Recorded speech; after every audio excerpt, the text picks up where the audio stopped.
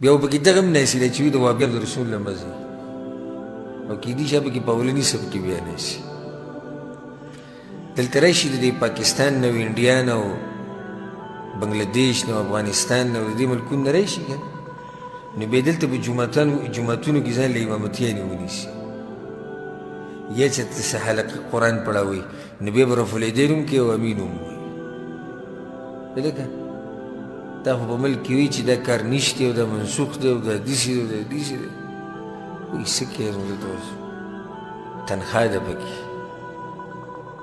چې پیسې پکې رالي دی بیا رفالعدین ثابت هم دي او امین هم شته او هر څه شته که پیسې وي د دې کړي وي نو چې د دې سعودي عرب نه دې جاز کې کینی پاکستان ته لاړ شي بیا مناظره شروع کړي رفالعدین نشته عجیبه خبره دلته شته او هلته نشته ځکه دا دلته د بعض زه پېژنم د امبولیان او قاریان یو بلې پوه کړي وایي چې که چېرته ادارې ته لاړې او الایدي سره ته رامخکې کړو تپوسونه یې دنه کول نو جوابونه به دغه ورکوې کوم چې د هغوی خوښوي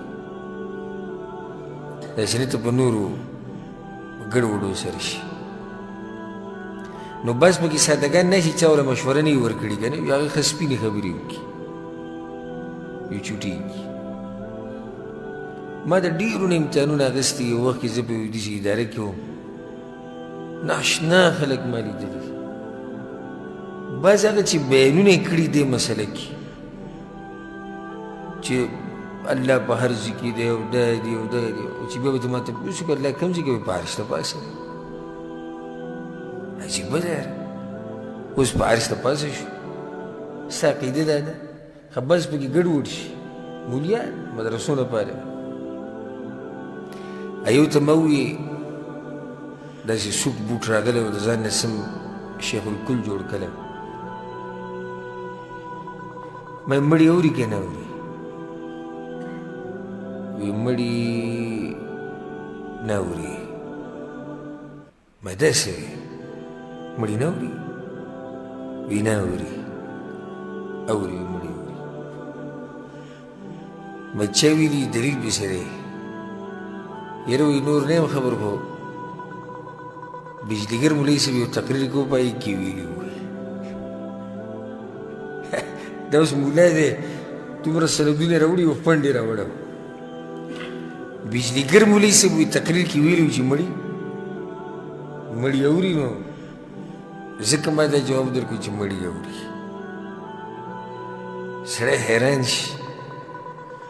چې ګوره د پیسو دپاره یو سړی نظریه که ستا باطله ده خو ته خو ته حق وایې نو څنګه یې بدلوې موږ الحمدلله پرې خپل منهج او په سلفیت باندې که څوک کوم ټوکړي ټوکړي کې خو دا نه بدلو الحمدلله او دا که د دنیا هر ګوټ ته موږ لاړ شو که په پاکستان کې وو که په امریکا کې وو که په انډیا کې وو که په سعودي کې وو به زموږ لار ده که د قرآن او حدیث لار ده نو پیغمبر صلی الله علیه وسلم وایي که چېرته دوی ته په دې مانځه کې اډوکي میلاوېدی که نه صرف اډوکي نو بیا به دوی راتلل خو چونکې دنیوي څه پکې نه میلاویږي نو ځکه دې منزله نه راځي وعنه رضي الله عنه دم د ابو هريره رضي الله عنه روایت أتى النبي صلى الله عليه وسلم رجل أعمى یوړون سړی په پیغمبر صلی الله علیه وسلم پسې راغی فقال يا رسول الله نو دی وویل د الله رسوله إنه ليس لي قائد يقودني إلى المسجد يا رسول الله زړون یمه او څوک نشتی چې ما جومات ته راولي خیال هم دی که نه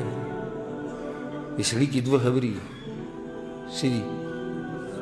ړوند دی او څوک نشتی چې راولي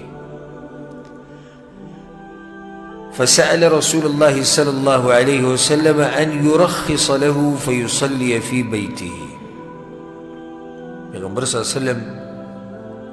نه تپوس وکړي چې یا رسول الله که اجازت او شریعت ماله د رخصت راکوي نو زه به په کور کې لمونځ کوم دا ړوند سړی څوک و عبدالله ابن ام مکتوم رضی الله عنه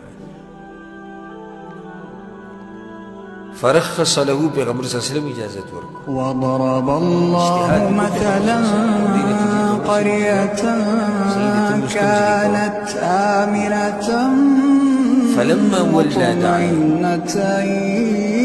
سړی چې کله واپس روان شو پیغمبر صلی الله علیه وسلم هل تسمع النداء بالصلاة فكفرت بأنعم الله فأذاقها الله لباس الجوع والخوف بما كانوا يصنعون. رواه مسلم. الحديث امام مسلم راوړی. سبحان الله. دا غړون سره رخصت نو صرف بړونم نه لګره کور کې څوک نشته چې راوړي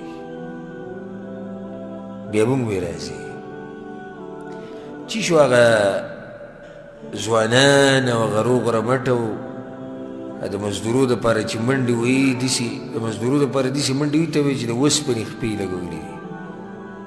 د اوسپنې لاسونه یې دي او د اوسپنو بدن یې دی او دا ښته یې سهار نه ماښامه پورې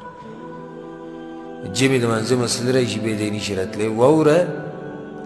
پیغمبر صلی الله علیه وسلم ړوند لم رخصت ورنه کو دلته یو اشکال زړه ته راځي که تاسو ته یاد وي موږ د یو صحابي واقعه بیان کړې وه موږ سره ډېرو حدیثونو کې تېر شوي عتبان بن مالک رضی الله عنه هغه هم راغی پیغمبر صلی الله علیه وسلم پسې دی وی یا رسول الله زه څوک نشته چې ما راولي او سیلابونه ډېر دي کله سیلاب راوځي نو بیا خو زه نشم راتلی سیلاب زما او د جومات په منځ کې شي او کله داسې چې درندګان وحشي ځناوري د هغې نه یېرېږم نو آیا زه په کور کې مونځ کولی شم او که نه نو پیغمبر صلی الله علیه وسلم ورته وایي کولی شي مونځ کور کې کولی شي بیا پیغمبر صلی الله علیه وسلم د هغوی کور ته ولاړ او د هغې دپاره په یو ځای کې مونځ وکړو بس وایي دلته مونځ کوه زړه کې څه سوال راځي هغه به ځان نه اورېږي یو جواب یې دا دی ولې پیغمبر صلی الله علیه وسلم عبدالله ابن ام مکتوم ته وایي نه ته به راځې حالانکې دغه عذر د هغه مو او هغه ته وایي صحیح ده ته مه راځه نو یو جواب علماو دا کړی دی او په دې باندې زما زړه مطمئن دی دا واضح جواب دی چې عبدالله ده به اذان اورېدو